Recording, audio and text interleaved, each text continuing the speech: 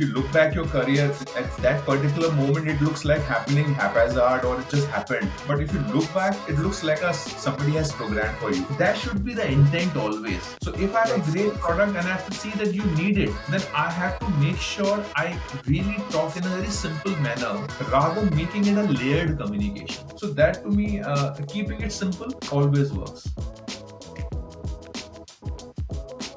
Hey there, welcome to Marketing Mavericks by Indiefolio. Today we have Sandeep Shukla joining us, who's the Senior General Manager and Head of Marketing at Jaquar Group. He has spent over 2 decades in marketing, starting with JWT and then spending several years in multiple industries. I'm very excited to unpack his journey and learn a lot about this particular industry of bathroom and lighting solutions and how you can market that to consumers in India and the globe. Hey Sandeep, thanks for your time and welcome to the podcast. Thank you. Thank you, Kavan. I'm really excited to finally get the time with you. You've spent over 2 decades in this field and really keen to unpack your journey. And that's my first question. I wanted to know, when is it that you decided that marketing is going to be your choice for your career? It's if you really ask me, and I've been like very candid and honest, from a small town upbringing, education, and in that eras of 80s and 90s. Frankly speaking, at that point, I have no idea whether I'll get into marketing, whether I'll go into corporate world. I can always go and make a story out of it. But the truth was that I had like a very normal upbringing, and the good part is that the era where when I was growing up, and especially in a small town, middle class upbringing, a lot of things which are typically you now schooled, or it came naturally to me. Things like patience, team working, how to work with the limited resources. So those were very interesting aspect. And yes, I had my dad runs a school in Agra. So somehow this helped my father at the early stage when I was growing up, or when I was around my first year, second year of the college. I helped him setting up the school as an entity. I think the that could be, if I say, would be one of the starting point where I got to know that how you have to bring a lot of resources together. You have to have an activity, you have a task, and you have to do that. Probably somewhere that, and gradually it when I finished my B school, I think this is probably one subject I really studied well. I really performed well in my debates, and I performed very well in my classroom interaction. And somehow it gave me confidence that oh, this is what I would wanted, and this is where I can really contribute. Because frankly speaking, in a traditional sense, marketing is nothing but being observant, to things around oneself and how one can make the best out of it. So I felt came very naturally to me. So I would say that, yeah. Fantastic. You did PGDM in marketing when I think I was 1 years old. And it is a time when I believe marketing was very different that time. And that is what got me curious because, in today's time, marketing is generally a function where a lot of people actually become CMOs and they become CEOs and they become company leaders. And there's a lot of excitement in the younger generation to enter that market. But what happens is I have seen people being pretty confused about marketing. They're like, is it for somebody who likes creative campaigns and things like that? Is it people who like data and strategy and sentiment? So if you were to kind of tell the audience, maybe definitely talking to the younger people, who do you think is the right person for marketing as per you? See, marketing per se as a word is very pervasive. The product comes into it, communications come into it, the sales comes into it, logistics comes into it. Sometimes, it gets very misleading. That marketing looks very flamboyant. Oh, I'm into marketing, I'm into advertising, But the point I always suggest in hindsight now, going back almost now 28 odd years, I think I recommend everyone to really go into every aspect of product function, to your sales part of it, because it gives you a fundamental, foundational working. It's very, very imperative for anyone to be in sales for some time to be in a product function. and obviously be in communication, advertising, marketing, brand building, and then probably decide what works best for you, which where you can really contribute, what comes naturally to you, depending on the organization, depending on the sector. So it's a natural progression. With myself, I got lucky that I started my career with advertising. Advertising helped me, and especially I'm talking about the era where communication agencies was largely a one-stop shop. So where the Right. media was not separated from planning, servicing, media, events, everything was one. Right. So in a way that I got lucky that way that I started with, which is now called J. Walter Thompson, and I was working on a brand called Pepsi, and specifically I was looking after the events function. So somehow I got a very early exposure to the entire business cycle. That was HTA relationship with Pepsi. They're almost like a default marketing arm. For anyone to wanted to seek a career in marketing per se, I would suggest two functions very, very important other than communication, which is a product management, and sales. Because this is where you get to know the fundamentals of what you're gonna be selling, whether it's a product is a physical product or a concept, or and the sales, because sales is nothing but telling a good stories, how you present, how you pitch your brand. And once you know that, the combination of this put together with the nuances of advertising and communication can definitely help you further hone your skill into brand management. Well put. I personally believe that with the advent of AI, making products is going to get so easy that proportionally selling it to customers is going to become harder, because there'll be so much out there for me to consume.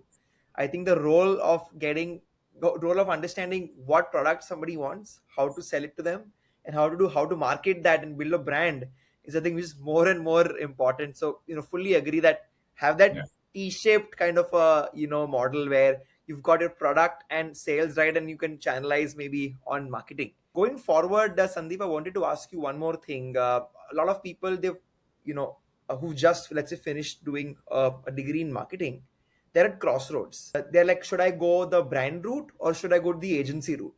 You went to JWT and handled a pretty big brand right at the onset. So, what would be your advice? What's the pros and cons of picking an agency or a brand as your first job? See, I would say, very difficult to say which is the right way, but both has its pros and cons. Because agency definitely has gives you a perspective on the communication aspect of it, and generally being in advertising, you generally interact with the senior most professionals from the brand side. So, very early in your career, you get to interact with very senior people. You get to take briefs from them. The challenges of executing on time. Now, technology is. I'm talking on an era where there was artworks and very traditional way of carrying content and all that. Now things are much more easy. Technology has taken make the whole process very easy now. If you stick too long with agency, yes, it has its own X factor. You get to meet a lot of people. You are some on the shoot. It's like role of an actor. So one day you're working on X brand, Y brand. Like example, I was working on HMT tractor. Suddenly I was asked to work on Nestle chocolates, Milky Bar. A Milky Bar consumer is a 6-year-old child, and a tractor is like a typical gaon wala kisan. So you really have to get into the character very fast. If you stay too long, and then probably you will miss out other aspect of business. Yeah, and then it'll be too late at the client at client side that you have to handle the brand, because when you're marketing side of the brand manager side of it, you have to definitely have a very detailed understanding of pricing. You have to have a detailed understanding of logistics, and the business planning, the business strategy, the product, the customer, the challenges and nuances of launching a brand, the legal framework of any market. So they are much more. So one can always go into advertising and then realize, because like now also in some of the organization you have a planning department, but I'm coming from an era where planning department was very key in agency, and planning department gives you a very wholesome perspective. If typically if you are not from a relatively good B schools, typically you will be put into sales function, which is nothing but number crunching, and you have to meet your target and all. you will probably miss the strategy part of it. Okay, but you have to, find a way, because if you have a very strong working on the sales and the working on the market, it will definitely give you a very solid perspective when you sit in the glass rooms and discuss the strategy and discuss customers, because you have a very real and practical. Agency guys don't get to see the customer ground level activity. Largely is in the cabin working with the creative working, which is like data given to them. They value it and process the data.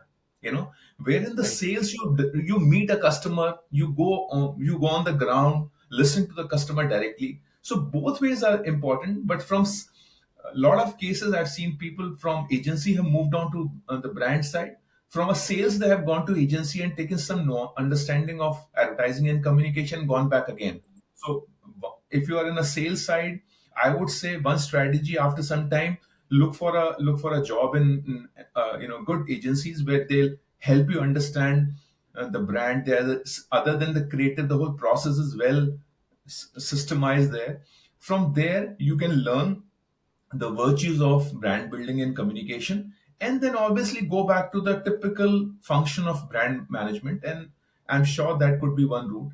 Or you are an agency for some time, try and look for differentiated brands to work. Don't get stuck with one brand for too long. You can work with two three brands.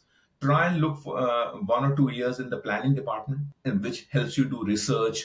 You do a lot of qualitative and quantitative research for on behalf of the brand, and then you can always apply for it. So both ways it works. It's also depends, one individual, his eventually his desire to be in that line, how keen, how he's sharpening his skills. So I say both ways it works. That's some really practical advice there. Thanks for that. Like you said, you were in an advertising agency for the first few years of your career, and then you jumped ship to a lot of brands and a lot of industries and verticals. I wanted to ask you there, where a lot of times there is an advice going on that you need to own up an industry, you have to own up a segment and build a career within that. And then there's also advice that no, you should try and have your hands dirty across multiple industries, because first principles of marketing don't change, and it'll give you better intuition to make better calls. When it comes to you, I think you've done a bit of both.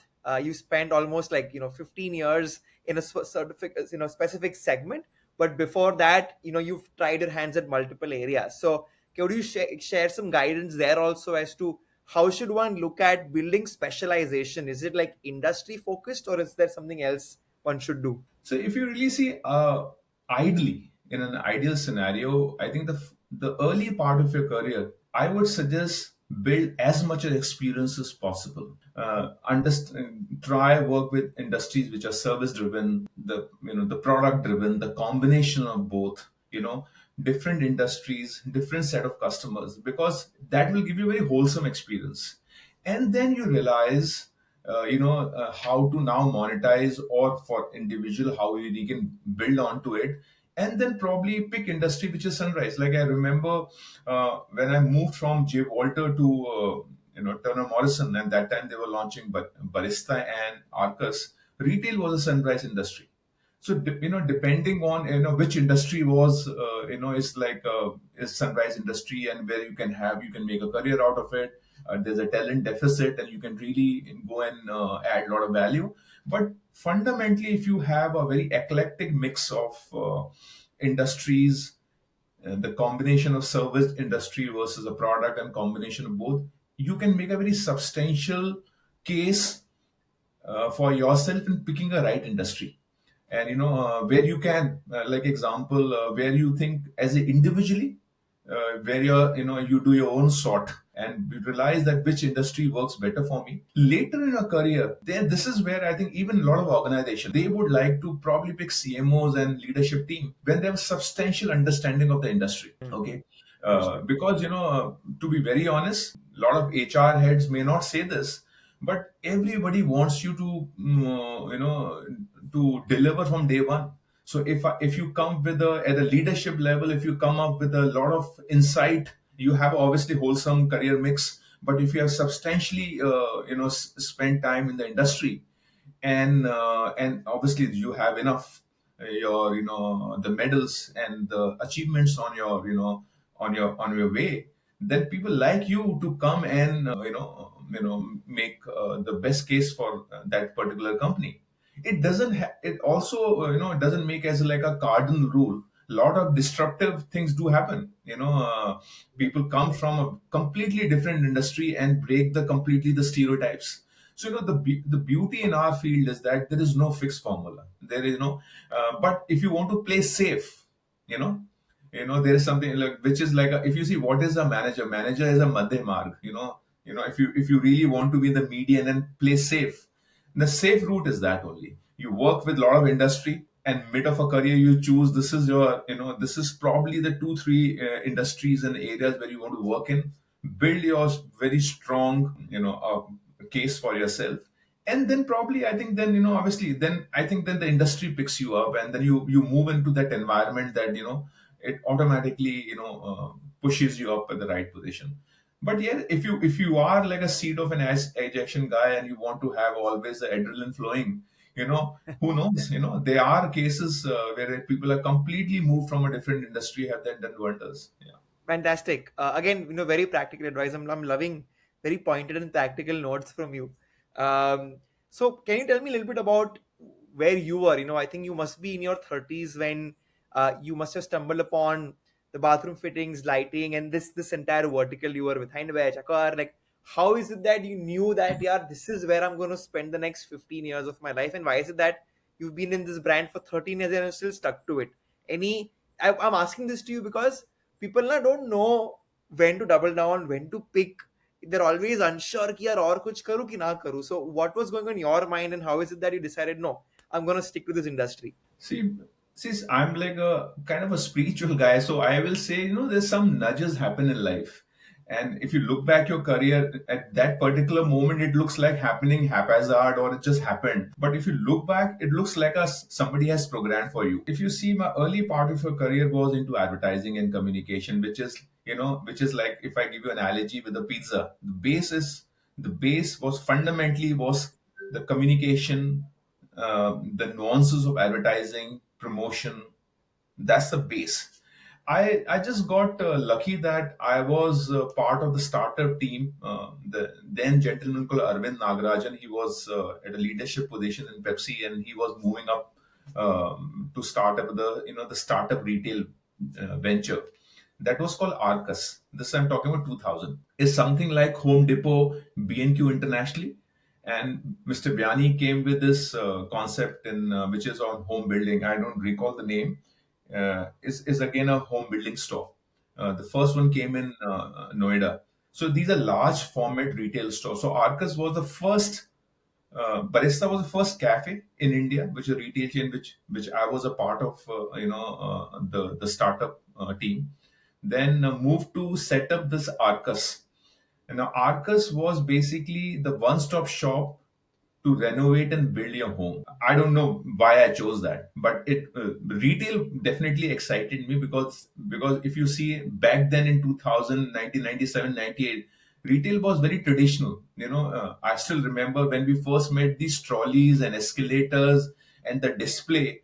People used to see even in home building store. I see families coming and checking out these WCs and these cutters and these electrical items, because they were, if you see, it was a completely different retail market, so we disrupted. So this whole idea of 4 or 5 years of hard work traveling across the world and creating a model for this, that idea excited me a lot, that I am now able to create something rather than existing brands like Nestle, Milky Bar, HMT, where I'm just doing advertising for them.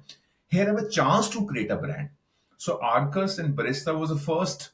I would say I was a part of the team, created the brand, and that too. If you connect the dots, it was a home building, and Mm, this is one of the painful area in India still. That when you're doing up your home building or renovating, this process is very kind of a painful process because people are not aware. We are not a DIY country. Dealers are not willing to educate you.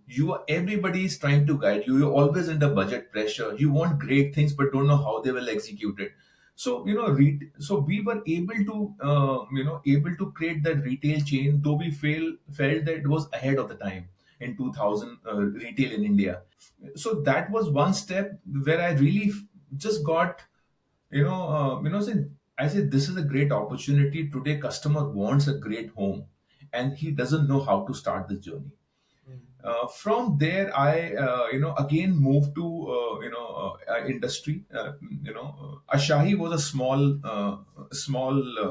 stint, I would say, but again it was connected to home building because we were into glass and then, and we wanted to take glass as a product to end customer. It is always a B2B industry, so we Hmm. created a lot of glass products. So, I would say the connection was there. And the Hindware again, I was a part of a retail chain. It's called Hindware Home Retail, and Okay. the brand was Evoke. It was again India's first large format home interior store. So again, if you really see from Marcus to Ashahi to Hindware Home Retail, it was a retail and somewhere in the building home domain, and I could really felt that today these the home process of building renovation is a very tiresome process, and they're not good retail points where customer can go and learn and then buy. There again, this is where I think I was lucky that the leadership team then of Jaquar found me worthy to take me as head of the department. Uh, now, now this is a very curious case. Like if you see in India, in the home, water and light are two most integral part of our living. You cannot have, you can't imagine to have a home which is without water and light. Hmm. And bathroom per se is something now is a very integral part of living. Back then when I joined Jaguar, they were the leaders in bath fitting, which is just taps and showers. And Mr. Mehra said that we have a vision to take this brand, as a complete bathrooms brand. And from there the journey started. So when I remember when I joined it, the brand was somewhere around 550 or 540 crores. Come 2024, and we'll be touching probably the end of this year, probably about 9,000 crores. Wow. So yeah, so this whole journey has been amazing. I had a chance to probably reinvent this brand time and again, from generally just a faucet brand to sanitary ware to a complete bathroom solutions brand. We are the only brand in the world which are into complete bathroom solution and complete lighting solution. And we are the very few brands in India which are manufacturing in India and doing global business. We are present across 55 countries. I didn't realize that so many years have passed because so much of work was there. So I never thought of, probably working on my resume or thought even going out. Because frankly speaking, if you're so consumed and every day there's a challenge to the brand, to the next level, and so much to do in this space, whether it's to do with products, whether to do consumer communication, education, setting up a retail stores, going across the globe, where you have to really challenge this mindset that Indian brands can manufacture great products. So this whole journey has been very interesting. Somehow the fundamentals of communication, which I have learned earlier, I'm very thankful to Jay Walter, because Jay Walter was like a school to me. Those basics of knowing your customer, stay centric to the customer. Whatever is secondary, the product secondary, everything can be secondary, but the customer is center. I think that fundamental, and somehow the retailing made me closer to customer. I could understand, I could see the pain areas, I could really learn from them. And when I got this opportunity at the Jaguar to really take the brand to masses, to consumers, I thought it's a great opportunity. And as on date, there's so much to do.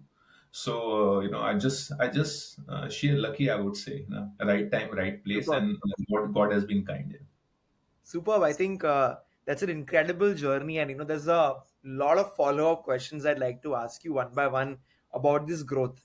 I think first up, I wanted to just ask you, what's the story behind the name? There's a lot of people who've been talking about the Jaguar name and how it came to be. Can you Can you unpack that? I think it's a very interesting story. Yeah, so the founder's mother name was Jaquar. So that's how the Jaquar become Jaguar, and we still the promoters still say Jaguar, yeah, and so somehow I was part of Barista, I was part of Arcus, I was part of Evoke. These are names which I have given, and Oh, really? Wow. yeah, yeah, these are the names. I was part of the team and I was spearheading it. So, very interesting how these brands come. How sometimes you create brands, and I still remember the J Walter days. I remember I was a part of the team, and there was a campaign going on, World Cup campaign, and suddenly Anuja said, "What's so?" The Pepsi, Coke is an official brand. So somebody says, "What's official about it?" And that's how the line came in. Nothing official about it. So sometimes these names come very casually and become iconic. The campaign Dil Mange More, very casually the line came in one of the discussion. So similarly, like who thought today we are the India's most trusted bathroom brand? Research after research, customers say we love this brand, we trust this brand. And if you see the genesis, how the name created, it's, I think, very interestingly. Yeah, I was telling a few of my friends that I'm interviewing you today, and they were like, how there is a GIF and GIF question. That's the difference between Jaguar and Jakar. Like, what is it? Please ask Sandeep. What's the Yeah. actual name and how should one say it? So I It's a think Q. it's still, Generally the Q is a tongue twister. So yeah, generally, a lot of people say at times they're meaning Jaguar, but they say Jaguar because of the G and Q thing. But yeah, yeah. people in India and now globally also, people are very. In fact, we are one of the leading brands in Europe, and we have a good presence in UK, and where the Jaguar car is very popular. But people are very clear. So when I'm saying Jaguar is a bathroom brand, and when I say Jaguar is there, so is the Q and G is, yeah. Right, right. Awesome, awesome. Now I want to ask you a little bit about the market, right? I think you almost 20xed in 20 years. So where is this growth currently coming right now? Is it that more and more Indians are getting access to money and that's why they want their bathrooms to be enhanced? Or is it that there's a new category like smart bulbs and IoT is coming quite a lot, and I keep on seeing your ads too around a lot of technology in those areas. So where is the growth coming in? If I was building in this space, what would you say is a good a product or a market to tap into? See, if you see, right from, I would say, 1995 or 90 onwards, suddenly the market opened up. I give you an analogy of, if you see, Shah Rukh Khan movies are picking up, Indians were going global. Corporates came into being. They started traveling because sales conference, market visits, and also Indian aspiration middle class started growing that time. uh, India is the very few market which is layered, is a pyramid market. So you have every class of customers there. You have, assume like a pyramid. If the outside pyramid in the bottom, you will have a lot of unbranded market, and then you have a value segment. Then you have a premium segment. Then there's a luxury, and there's a super luxury. Bathroom per se has, if you really see, check across with all your friends and families, anybody who's visiting any place in the hotel, the first thing you want to see is the bathroom is good or not. Correct. People, yeah, and that becomes a benchmark. The property is nice, I can stay there or not. Now, because of Indians have started traveling, people have an access to five-star hotels, people want to have a beautiful home, and bathroom becomes a very significant part of it, and is continuously growing. It's no more a functional now. It is a place where you can rejuvenate yourself, you can find yourself.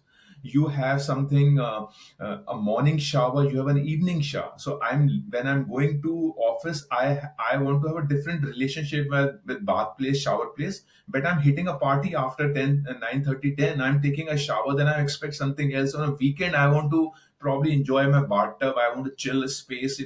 So today, bathroom has become a very, very significant part of your life. The amount you spend.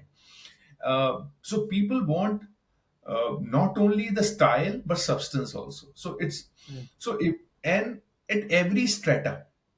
So the guy who just moved from unbranded, he also want.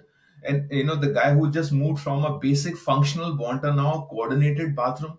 Then you have segment people who really want a style, the design, aesthetics. They want their bathroom to become a kind of a wellness century.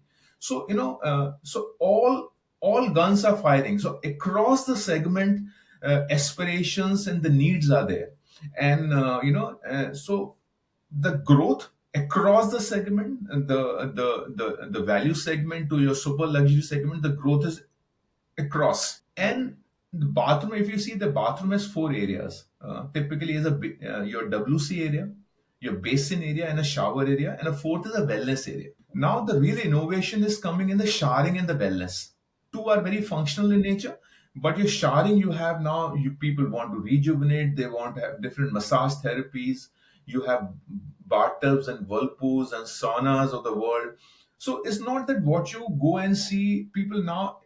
I'm sure the young generation now, they say, okay, I don't want to enjoy when I go on holiday. I want the same thing in my home.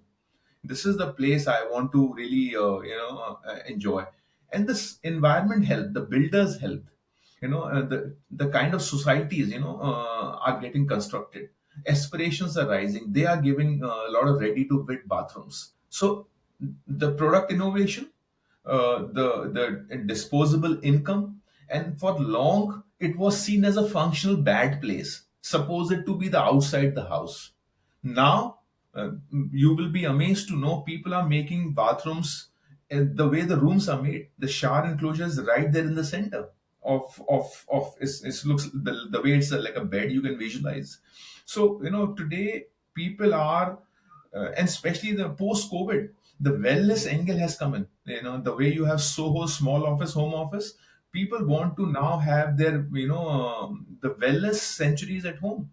They want to, if they're hitting a gym, they want to come back and have a great shower. They want to have the weekends completely different. They want to have a steam at home. So a lot Right. of these, the wellness needs, and the obviously with the technology to make life more easy, like electronic WCs, your touch showers, your sensor taps. The colors are in. And now people wants a coordinated bathroom. So your tap should have a same design language as your ceramic.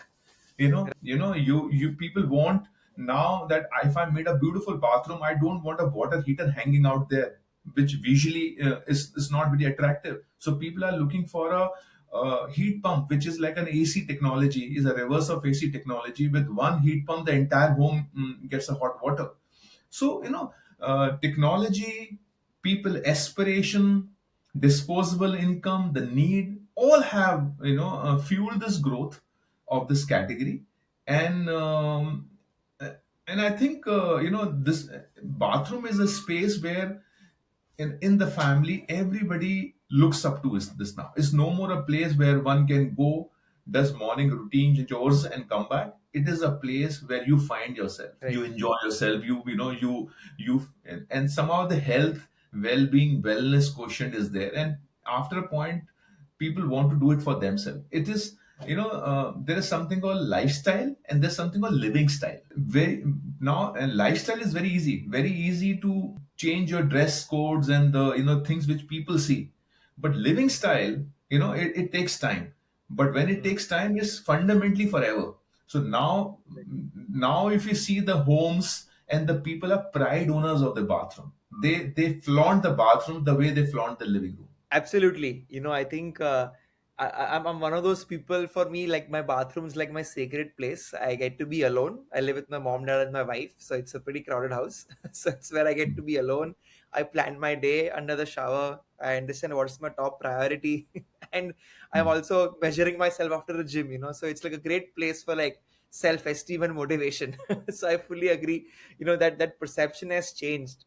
And so I want just to. just to add one more thing, how we do research and how we really, we did this research that moment a place is dark and dingy, you like to move out. Like example in bathroom, because of the moisture, regular lights cannot sustain the same intensity of light forever. So if you see in bathroom, light generally goes dim gradually. So Hmm. we have come with a shower which has inbuilt lights. So it's like a chandelier throwing water.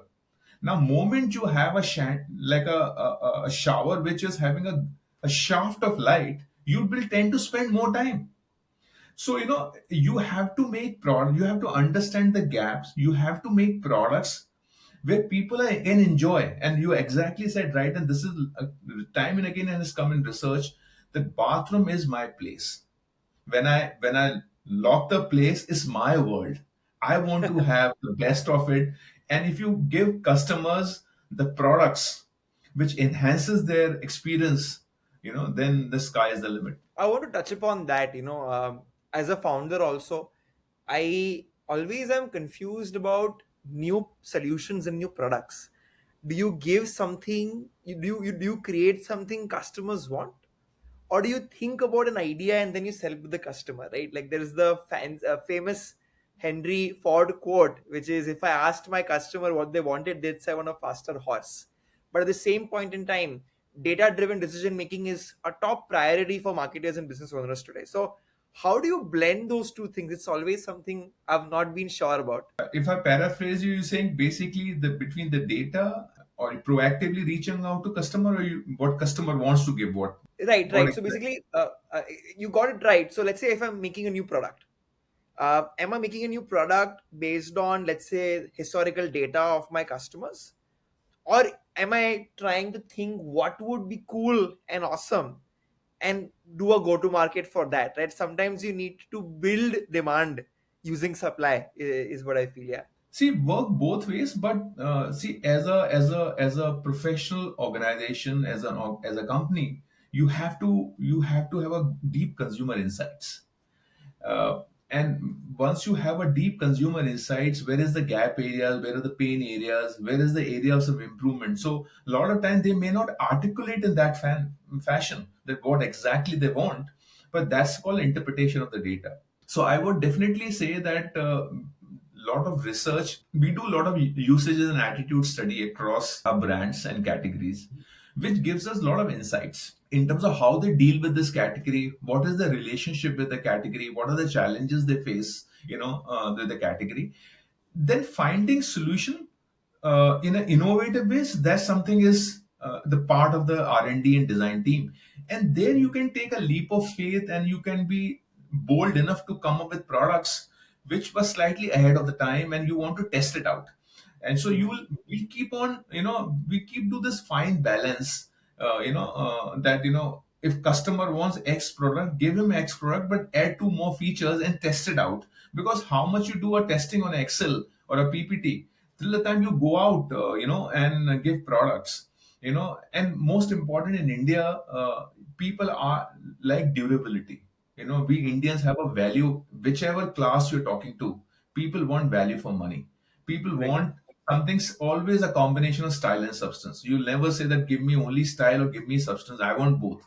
So, specifically answering your point, yes, a majority product launch is basic customers' latent need or very explicit need. But while doing that, we always play it around some features which could be ahead of the time, which may not become hit with that product, but it gives me enough insights that can I take this to the next level. So a lot of so this is, I would consider, live testing that way. So it works both ways. Wow, I think that really gives me clarity that you do both and you use the frontiers in the existing products to kind of test the new ones out. I think that's a good framework out there. Like Um, example, in COVID, we realize in the public, and the challenge happened so for the entire country and the humanity, we have come with the foot operating taps, you know, because I want to become, not sensor has its own limitations, sometimes battery, sometimes power, but foot operating is a manual version. So that's something nobody wanted, but we gave it, because the situation was like that. So yes, it's all depend on situation. Definitely, as a smart marketer, always try and experiment something new which is given more. So keep on surprising him with the value adds, and soon it becomes essential. And then it's a cyclical in a way. You keep on adding, it becomes great, or if it's not, people don't like it, then you put it back and keep on adding new things. Yeah. got it, got it. I want to now touch upon something you had mentioned some time ago, which was having various premium, standard, and value segments of the same brand, right? Um, I often, work with often work with brands and their marketing teams who have a budget product and a luxury product, and people are pretty confused on how to go to market with that.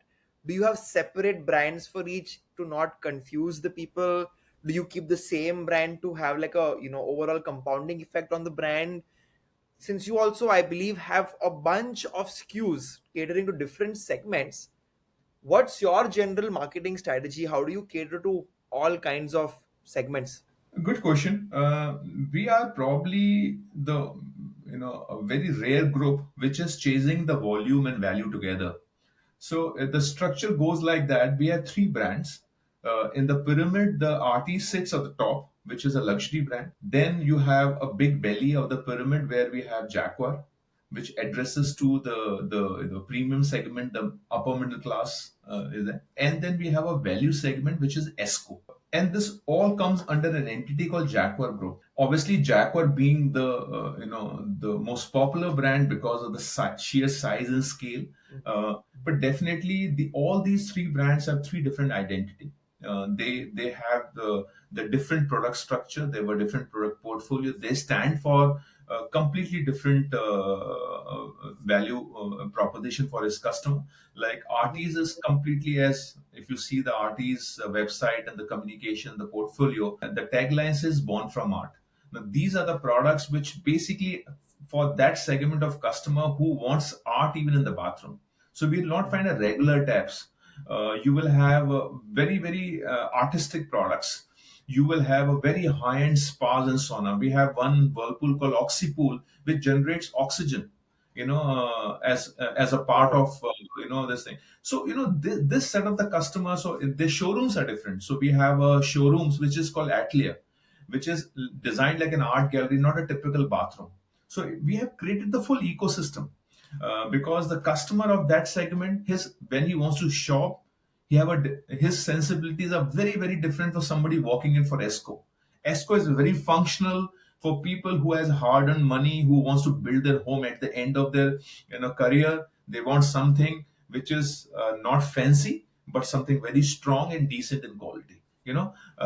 So the showroom, the branding, the look and feel, but in our business there are multiple stakeholders. Mhm. So one of the architects and builders are also a very important part of our business. A same Right. builder makes a luxury apartment and he makes a value apartment.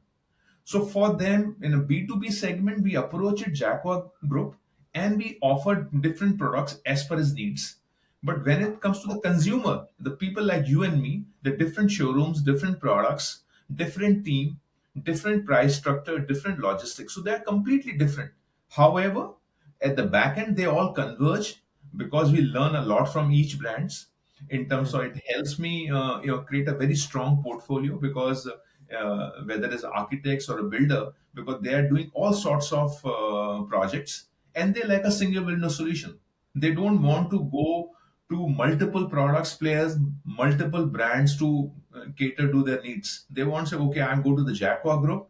I can get project for my products from a value segment. They can get to luxury segment.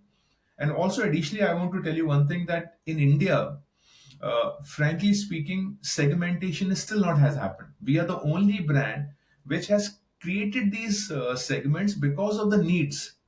I don't want to really give products, artist product to Jack or second because his priorities and his is very different in the life. Rather telling that some brand is from XYZ country and buy me luxury, no. Luxury, premium, and value has come because of the proposition in the product. Okay, for example, it's slightly technical, but the artist products are made from solid brass, which means they're much more sturdier, much more stronger. The finish comes very nice on it. Now, this set of the customer needs are like that. He wants probably, if I see his tab is sparkling clean, the finish is exactly the smooth same right from bottom to the top. Now these things are very different for somebody who's maybe for any mass restaurant which have hundreds of customers to serve. He doesn't want. He wants a very sturdy, strong product. So that way, we have been able to segmentize the market and have created the full ecosystem to make sure that brand thrives and get well consumed by its customers. Got it. Got it. Superb. I think my follow up to that, right, would be, and maybe I'm not fully linked the two well, but I'll tell you, I hear a lot of brands, especially the D2C companies, the young ones, talking about premiumization. Okay, and they end up, thinking of this as an upsell to their existing customer. But now, from what I hear from you, you have a very distinct customer, or rather you've got distinct customers, and that's why you've created different brands for them, right? So would it be safe to say that upsells and premiumization is different strategy compared to what you just mentioned? Uh, in a way, yes. There is. Let me try and explain you. See, Mhm. the lower middle class to upper middle class is also a fairly long journey. And if you can visualize somebody started living in a one single bedroom apartment and going up to five bedroom apartment and then villa. So journey of a middle class is fairly longer because Mhm. he moves from a different segments. The what we offer as a brand, that within the group we can move you from Esco to Jaquar to RT is a kind of a natural progression. But even Mhm. within Jaquar, okay, you have products, where you can significantly go and up, enhance and upscale. So, for example, you have a shower in your bathroom which is single lever, which is like a one touch is opens up by lifting a lever. Now there's something called diverter. Diverter means I have a press of a button, I can get hot and cold. I don't have to move the handle left, right. Now, Mhm. within Jaguar, we also have something called a thermostats. So I fix up Mhm. a temperature, 38 degrees. So every time I come, I get a 30-degree water. Now within Jaguar, we have recently launched a product called Cloud, where you can use a touch, the way you use a mobile phone, touch. So Mhm. we can upgrade people, which is exactly called premiumization. So within the Jaguar, because my customer is moving with every 3 or 5 years, his disposable income goes better. Mhm. Example, he was probably a assistant manager. Now he's a senior manager. He's a GM. He's a VP. And today, which is very different from earlier generation. Moment I'm two, three notches up, I want to do up my home. I Right. want to get my new car, which is from a two box to three box car. I want to get an SUV. So Jaguar gives you a significant opportunity within the Jaguar brand to upscale.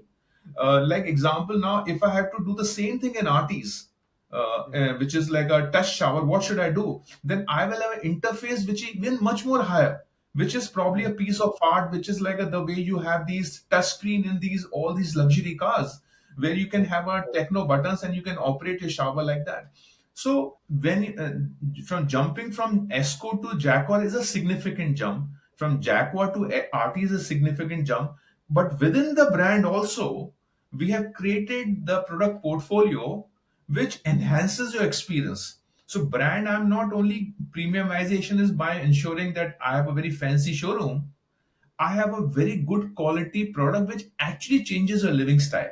I don't Mhm. want a scenario where people are saying I'm owning the brand and I'm feeling very proud. You owning the brand, but you're owning the right product. Because when you use a high quality product, then only this is where a fundamental difference between a lifestyle brands and living style brands. Because Mhm. when you want to have a great shower, it is for yourself. You can't go Mhm. and flaunt outside. So this is for people who really want to make better of their lifestyle, living style, and there we give a significant jump and with a good enhanced products. So within the same portfolio, within the same brand, you can upscale and hence premiumization not in the front of that outer world feel. He feels that my status is going up. I'm made for better things in life. I'm having a greater experience. Got it. Thanks a lot for kind of breaking that down in so much detail. I think I have crystal clear in my mind now. I, now wanted to check on distribution for a little bit. So in all your answers, I keep on hearing this tactile nature, this touch and feel nature of your products, right? And it's also a skew at a certain price point. Now, with everybody saying, all commerce is going to happen online, how do you look at digital as part of your entire marketing strategy? Are you mainly using it for awareness, and does checkout happen at your stores or your showrooms? How do you leverage that, and do people buy online is what I wanted to kind of understand. See, online still, I think still a lot of time is needed before customers actually start buying, because India A is not a DIY country. Mhm. Our standardization is not there. So every home sizes differ in very, yeah, and we still things in inches. We don't talk mm. So third is the nature of the product. What you see outside, there is inside the wall also. Yeah. Hmm. So to show that I will buy from the website and I'll execute doesn't happen. So a lot of these e-commerce sites which may flaunt that they're selling bathroom and lighting products, but actually they are not. The data is completely different from the reality. The fundamentally now for us, we are India's most searched bathroom brand. My website probably attracts almost about 4.5 million footfalls on a monthly basis. Very huge number Wow. for a category like bath and light. Now, what it does for me is two things. One is that it creates a great awareness. Yeah. And second, people are now becoming very savvy that they study a lot before they're walking into a showroom. Yeah. So you have all sorts of customer who go pillar to post, who will do research. So our website addresses all sorts of customer. So what digital has, whether it's social media, whether it's website, whether it's any other tech tool, it is not to replace the buying process, but it to facilitate and enhance the buying process. So Hmm. when this guy walks into the showroom, he's far more educated. Yeah, he understands the difference. Or if he doesn't walk into, like example, we have our own showrooms, which is called Jaquar World and Jaquar Orientation Center, where we don't sell products from there. If we only educate people. Yeah. So you can walk in there and say, I want to build my bathroom. I'm renovating my bathroom. I have no idea where to start from. So we'll start from scratch with you. We'll create a layout and BOQ, bill of quantity, and hand over the entire list of products to be bought, explain you the logic of why we're suggesting this, and then you have a complete freedom to buy from anywhere you want. Yeah. So what we realize today, that today we have one of the largest chain of orientation centers in Jaipur world, but our selling happens through a dealer distribution market. Now, Hmm. what online does for me is basically doing partially replacing this orientation centers, because digital has a massive reach. People sitting all across the location and not possible. So when they visit the website, they can understand the product. With the help of a lot of AI tools, we can help people create search products. We can help people create bathroom BOQs. They can search the nearest dealer. So when they walk in, they're far informed than a raw customer. So education awareness is definitely is helps people. And this is where we constantly upgrade our digital space through websites and all. Yes, social media is a completely different ball game, because our category is like that. You only active when you want. So if you're doing up your home, you're supercharged, super active. You will start seeing communication of bathroom and lighting everywhere. But moment you're finishing that product project, or you're not in that space, you will not see that. So Hmm. social media engages with you. And today, Kavan, I can tell you that people, the way they change their wallpapers and curtains, people want to change their bathrooms. So I can engage with them. I can give them more ideas for greater living, greater bath spaces, great light spaces. For the light in India, people don't understand the difference between white light and yellow lights. What kind of a Yeah. light which is needed for for my living room and bedroom. Same home I can become a make a party place, where to buy. So so what this online does for me, it does a lot of education and awareness. Yeah. And social media definitely helps me in creating this bigger funnel, so where people engage and interact with the brand. and hopefully from there the funnelize to the website, and then I'm hoping that they walk into my showrooms and they buy it from the dealer network. So that's how the chain Got it. works. Yeah. I wanted to touch upon, the dealer network parts, and how I think you have your B2B relationships as well. Like, when I moved with my parents into this house, um, there's already a bathroom ready. These days, at least, especially in like Lower Parel and Worli, where I'm at, सब बना के देते, flooring is done, bathroom is done, it's all set. And you also highlighted about the whole, developers in the past. As a marketer, as somebody who's leading the entire marketing department, what is your role to play there, right? Is there a certain marketing communication strategy you implement to have like Toma for those folks, or is it a very sales driven thing and somebody else does it entirely? I was just curious about that. See, builders definitely. What has happened post RERA and a lot of this riffraff going on. A lot of builders have a lot of corporatization. So Hmm. lot of mature, seasoned, or corporates now into real estate, which is very healthy and a good sign for real estate industry. Now, with the people rising expectations, builders are also forced to give ready to move in homes. So you will see now the concept now it is still not across the India, but even at the higher end now there's a ready to move in living. So you have to literally bring your clothes and you can start living. Your kitchen is ready. So does your other parts of the homes are ready.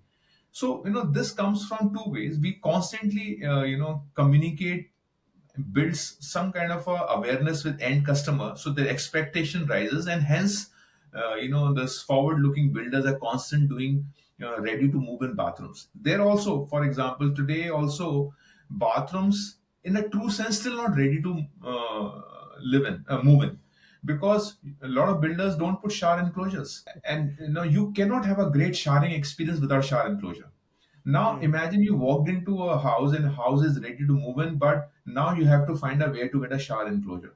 Hmm. Practically, we are the only brand in India which makes a branded shower enclosure. Otherwise, you have to walk into a glass guy. And then you again have a torrid time. You don't understand the sizes. He will come and hackle you, the price confusion, the warranty issues. Then suddenly the things will come like these water heaters. Sometimes Hmm. the capacity is not matching up the water showering needs. So what today our quest is that constantly educate the marketing and sales teams of builder that customer really wants. If I ask Kavan, yes, you whether you want to move in a house where everything is done up in a bathroom, yes, why not? Why he has to go and buy shower enclosures later? Because then the breakage happens and the warranty issues and all that. So we constantly educate builders and their sales team, the architects team, that try and give a ready to move in bathroom, which is Hmm. completely done up, and this is one way. Second is that in cases where the builders is giving partially, then we help through architects and dealers where educate customers and they do up. But this is like a quest. If this is we want that the entire builder community start give a complete ready to live in use bathroom. So Hmm. from day one. So when I do my Grah Pravesh, the first thing I see the completely done up bathroom in all aspect, not just a tile and a WC and a tap, but shower enclosure, the coordinated capacity wise the shower. Like today, why I have to go to electrical shop to buy a water heater? Because how a electrical electrician knows your throughput of a shower. If your Hmm. shower dispenses X liter of water per minute, he doesn't have no idea. So midway while taking a shower, your hot water finishes. Now these are the conversations where bathroom experts knows better. So when I do this in advance and do it for customers like you while buying the property, they have a great experience. So we Hmm. educate architects, we educate builder team and request them to give that. So you'll see sample apartments. These days you have the mock-ups. We make these showrooms where we do these ideal bathroom setup. So a lot of when lakhs and lakhs of customer visit when they're doing up their home, they get ideas from our showroom.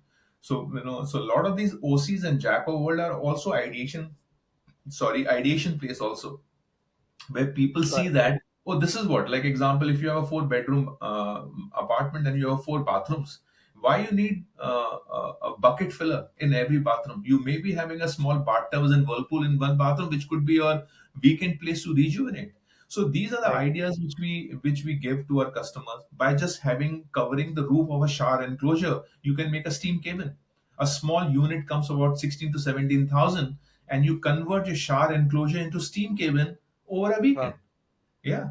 So this is a constant education awareness at all Right. customer level is our endeavor, and we do keep doing that. Fantastic. I'm so impressed by the knowledge you have about your category. Like the answers are so pointed. It shows that you spent like a big part of your journey into this particular category. We are almost at time, so I actually want to move into some of the last questions I had, and these are a little bit away from Jaguar now. So, one thing which I wanted to know personally, we run a network of studios and agencies and freelancers, and we help brands access them. I wanted to understand your thoughts on the creative stack today. There's a lot of chatter around the days of retainers are over. People are talking about in-housing. People are talking about AI replacing creative people. I wanted to know from your end, like, what's a good creative stack according to you, right? What do you outsource? What do you keep in-house? Is it a hybrid? Since you've also been in an agency, I'd love to hear what's your opinion on this. Uh, I would say it works for different brands, but for me, in my case, is hybrid. Like I strongly feel the digital aspect of it. That you can't completely outsource. You need to have a enough bandwidth and enough knowledge base within the organization to Mhm. to churn out things and execute. From definitely ATL point of view, things are outsourced because I strongly believe creativity at the ATL level, content creation, communication, they are enough, their expertise there. So we have a multiple agencies we work with. BTL is no point having an in-house. You always have an outsource role there. So yes, I think the post digital taking over, so we see a lot of hybrid working there. So we have a large team in house on digital. So we have websites, multiple websites which needs to be constantly upgraded, updated. SEO friendly. They have to be. You have to continuously write blogs. Now you can't outsource all this information because somebody is writing a blog who intrinsically knows the category and customer nuances. Okay. Now, if I had to make a kind of a video and a reel, if I had to shoot influencer and all, obviously that's something resources I don't want to invest in that because there's something specialized people are there who do a great job for us. So in that space, we work on a quite a hybrid model. Correct. However, we have three brands and two categories to work with. So we have different brand managers, different agencies working on three brands. Okay. As far as the process goes, process is very clear that it's a combination of the need and the data which we churn out, and basis that we constantly brief agencies to work on. I have a very Mhm. simple formula. A lot of brands, a lot of agencies come and pitch for the brand. I told them, there's no permanent agency working with us. If you Okay. find a gap, if you find this is a gap in Jaquar communication and you think you have a capability or a bandwidth or an idea, you know please come and we'll start working. But there's no Mhm. ready job available. So, and in that case, we work with a lot of people who proactively come and share ideas with us, and if idea is great, we lap it up. And we have a set of in-house team which constantly engages with the creative, whether it's ATL, whether it's BTL, whether digital or social for that matter, where we engage with the experts depending on the needs of the market or the category. Our brief is worked upon, and like a typical, we work on campaigns, on customer education, awareness, sometimes just brand comprehension, sometimes brand recall, sometimes category recall, sometimes category usages, kind of a thing. So yeah, that's how a typical process works. Got it. So it's pretty large operation which you run, I guess. So it's multiple agencies, it's in-housing, Yeah. outsourcing. I think it's all of it combined. As somebody who's worked with so many agencies throughout your career, I'd love to know from you, what do you think separates like a great agency from a good agency? To put the art of putting things is in in a simplicity way, in a simple way. Because moment your communication is layered, now today's, the attention span has gone so low. I hardly see people reading books at the airport. Constantly people are on the phone. Constant notifications completely distracts you. People want some, it's a blanket era. People want quick solution immediately. Right. So any for me the criteria for is how in a effective and a simple way you can communicate. And I don't want to look super intelligent. I really personally, I really don't like people who use very heavy words. Because if the job is to communicate, then simply communicate. And if Right. you have, and when you have a great differentiation USP, then don't, make a complex situation out of it. So if you see, our communication approach, the way we communicate, the way we try, not always it happens, but our intent is always to work with agencies and who people who can help people buy. I came from era where I was working on Pepsi and other agents and other people working on Coke. And if you in hindsight, if you see communication of Coke and Pepsi, they were constantly pulling each other. No content was created to increase the consumption. The significant work which happened was only the PET bottles, when the plastic bottles came in, and then you started storing, cola at home. So if my Hmm. communication is only to make people laugh and just casual talk, versus if my communication helps you to engage with the category better, so I can help your life better. That should Hmm. be the intent always. So if I have a Right. great product and I see that you need it, then I have to make sure I really talk in a very simple manner rather making it a layered communication. So that to me, keeping it simple always works. Got it. Got it. I think simplicity is, something which unfortunately is not spoken about too much these days. But I'm glad you highlighted that. I think it's a very unique answer from all the interviews I've had in this series. Um, to There is a saying now, the complexity of simplicity. Yeah, so to be simple is a damn complex stuff. Yeah, I think it was Carl Sagan or somebody who said that, if you're able to explain like quantum physics to a 5-year-old, then I really know that you know that subject well, because it's really hard to say things in a brief manner. So I believe your advice even opens up the conversation around, domain knowledge and understanding exactly what the customer is wanting to, what the brand is wanting to communicate to its customer. So that's how you will be able to do simplicity. Last two bits. So one I want to first cover is on AI, right? I mean, it's out there. We all know it's here to disrupt a lot of things in our life.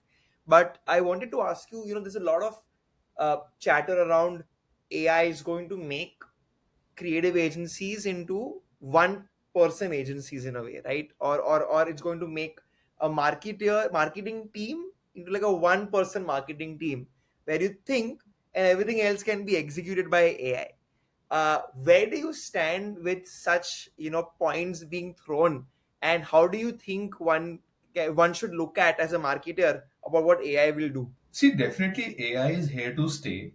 AI will be very disruptive, but concluded that AI will, AI has its own limitations. See, I'll just give you one. What is the fundamental difference between earlier logic and AI? Earlier, we have this thinking like a computers to think in binary, zero and one. Right. AI is means you have a multiple point of view of the same point, which is Right. nothing the human thinks. I can have view on Coven depending on the day we are interacting. What is the context? So we can have view of each other. Must be 500 views of each other. Right. That's AI. Now AI will definitely will make sure your decision making is faster from a brand point of view. You will get a lot of data analytics, but the creativity cannot be outsourced. I cannot, so today a lot of people come to me that I will get you a lot of traffic on your website. Chat GPT and AIs can write articles, but will these articles will have soul? Will Mm, these articles will have we can really talk to me from the heart. So if I if can I crack a campaign and understand a guy in Muzaffarpur, or for the matter in Kerala, with the help of a chat from this AI thing. So mm, somewhere I think moment any technology comes to say this is bad or good, I think we have to wait and watch. But the smart use will be very important. So yes, we mm, use AI. So like example, what I we have lakhs and lakhs of conversation happening on the website. Now mhm, it's not impossible for me to analyze all of them. So AI does help. So AI gives me that if you have a 5 lakh communication last 15 days, 70% was on shower enclosures. Okay. mm, And what is the conversations around that will give me enough insight, and what I take with that data and use it. Now I can't use tomorrow a AI to churn out my creative campaigns. Now that is mm, asking too much for it. Yeah. At mm, currently, if I'm saying, yeah.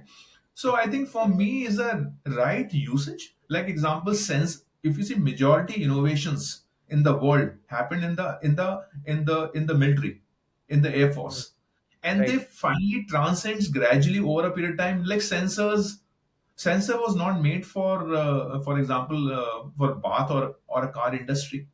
It was made for a different purpose. So Correct. how you adapt a technology in your space, how you utilize it for your capabilities or your usages varies from industry to industry. Like example, e-commerce AI is a great tool because the millions of transactions happening is impossible for you to churn out and analyze the data. But I Mm, always feel the human touch, the communication, those nuances, still far from AI. That will take time, whether we can see in this generation. But definitely, I would like a control use of AI, and use it in a way that it helps people, to make right decisions. Yeah. Today, like example, if you come to Jaquar website, it asks 6 7 questions to you, and within the 6 7 question we can churn out a small layout for you for a bathroom with a product list. Now this is not possible for me to do with each and every customer mm. coming on my website. Yes, AI does it. Right. But if you say that somebody walks into the showroom and he wants to touch and feel the product, he wants to see the flow of the water, there you need to have a human touch, where you need to have a traditional way of. So I think is a combination, a smart combination, especially in a brick and mortar business like us, where the human touch, traditional practices are involved, and yes, the latest technology is equally well used. Superb. I think fully agree. In one of my previous podcasts, one of the guests had said that AI is the answer, but what's the question? I think that's where the human involvement is going to be important. I think what you make it do and why you want it and where to use it, it's all going to come from us. And I believe sentiment analysis, social listening, and crunching, that is definitely a big use case. I'm seeing a lot of marketers do that, and it's pretty evident that I think that's a good focus area for everybody. Talking about data, talking about AI and technology, Sandeep, I want to ask you my last question now. You were in, I think, what's called the golden years of advertising, right? Where you had one big idea, you make a TV show, so you make a TV ad, you make a print ad, you make a radio ad, and kam khatam. Today, consumers are so demanding, as you said, that everybody's on their phone. There are hundreds of social networks and channels, and God knows what all. So many touch points as well. And that's why what's happened is that the role of a marketer when it comes to content has almost become like of a publication, right? There's so much content you need to put out. Um, and whenever it comes to deciding what you want to do, it's very data driven today, right? We also just spoke about a lot of things around data driven insights and what consumer tells you.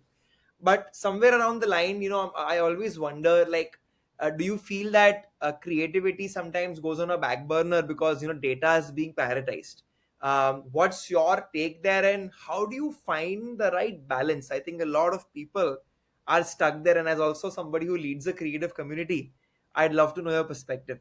You say yes. Today, yes, we are in kind of a dilemma that a traditional way of cracking a campaign and building up a whole brand narrative. You know, uh, again, coming back again from your earlier question, which is again what AI does, what a data does. Data gives me very finer insights. What I do with that finer insights is something very, very important. And this is where human comes in, and those whole emotions and whole insights and how to execute the data. See, today, and also depends on the medium to medium, like on social media, on digital.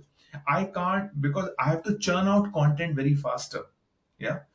So I may not have that luxury of, typically I remember, we used to discuss brief for 20 30 days, and then the 30 days of brainstorming, and after 3 months we come back to the client and saying with the big art, these layouts, and this is the campaign, and we going on a shoot. Those luxuries are gone now. So you have to have a fine balance. Like example, I'll tell you, to shoot a bathroom is a tedious process. To create a set, to make it a live functional, now my 70% work is happening through renders. Now what does rendering definitely cuts shorts in the whole process of 30-40 days into 7-8 days. Yeah. What it really is any compromise? No. But what is a fine balance? When I'm shooting water, I can't render water. Okay. So we shoot water separately and then mix it up. So you have to find a right balance, that if I'm showing for example, a gentleman taking a shower, I can't render it, because how great I render, you can make out as a fake image. Okay. So this is where you have to balance it out. Today, if I have to churn out a, like example, we are across 55 countries, and a lot of content gets generated in India. If I have to generate content on social media, I don't have a luxury of 3 months, 4 months, and 20 days to brainstorm and discuss. So we work a lot of templatization in markets where we're evolving. So I have a clear templates ready. And I remember of my old J. Walter days, we had this whole campaign templates where I have a Pepsi bottle and the ball, any moving coming in, just think of a line, cut, paste, and release. So you have to really do this. I have to do 20 different country truck branding, for example, or maybe some offsite location outdoor hoardings. I don't have a luxury to brainstorm and delete. Yes, however, when we do this massive brand campaigns where we have new launches, then obviously we have a luxury and we go for a Mhm. detailed brief and all that. So this somewhere you have to strike a balance. Never say no to technology. Never become too stuck in this old generation that, oh, give me a typical written brief, give me multiple references and all that. Sometimes you have to work on the fly. You have to keep on coming with ideas. Technology is helping a lot. Now agencies have completely transformed with the help of tech, so they Yeah, can generate good images, renders. Now their rendering farms are there, lot of stock footages and images. Now you see all these video shoots. Not everything is shot in outdoor. correct. Is all system work. So I thanks to technology, I'm like a big pro tech. I always say that it's well used, it saves time, it saves money. Your go to market time reduces a lot. So this is where you use it. Where you use a traditional skills, old way of agency thinking, which is staying close to your customer. Don't Mm, use always data to know emotions. You know, mm, you will say that so many products have bought got sold in X month. Okay, data will tell. But why it happened in that month in that market? There must be something else. So this is got it. a balance one has to do it, and I'm sure then one can really crack a right. But this, and as I said, in marketing there is no beauty with marketing. There is no fixed formula here. You know, you Right, know, So idea is that don't get stuck in one position. That I've taken right. AI is bad or AI is good. Evolve, and as a situation evolves, and so does the environment. Superb. I think, driven by insights but led by emotions is like a good balance, is what I'm, hearing from what you just said. it's a combination of two, which is going to kind of help you there. So that's the last question, Sandeep. Thank you so much for your time. Pleasure. It's honestly been a big learning for me, just hearing all your answers today. I hope you had a good time. No, great, Kavan. I'm sorry. We've been like we on the constantly fixing up the time. Sometimes I was not well traveling, and then same. But I think it was destined to happen today, and I think I really admire your profession because you get to speak to so many people, so many industry. So it's a great thing. It's a great service, and podcast is actually the Indian tradition because in Indian tradition, those old days, there were no books. So all the so-called shastrarth, the conversation, they were podcast. So I think Wow. podcast to me is a great tool by which you are disseminating great knowledge. So I think I would say great work. Keep doing this great work, and hope to see you soon. And probably in some other topic, some other thing. And I will love to host you. You can come whenever you're in Delhi. Please come and visit Jaquar headquarters. Is something I can say with proud. We are a very proud Indian brand which has gone global. We are very few rare Indian brands which are really giving run for the money to a lot of import, these foreign brands. And we have proud to have a global headquarters which is a net positive building. We generate our own energy, and is something to be seen and admire. So whenever you are in Delhi next time, do call me, and I love to host you. Yeah. Awesome. I'm definitely going to take up that offer, and it sounds really cool. The entire office. Love to see Once how again, the bath fitting is made. This manufacturing process is really awesome. You will love to, and I'm sure you can superb. discuss with the audience at some point in time. Yeah. Superb. No, I'd absolutely love that. And thanks once again for inviting me. So thanks a lot, Sandeep. This was a great time. And for everybody who stuck along till now, thank you so much. If you'd like to hear another marketing leader like Sandeep, do like, share, and subscribe, and you'll be notified about our next episode. Thank you so much. Bye bye. Thanks, Kavan. Thank you.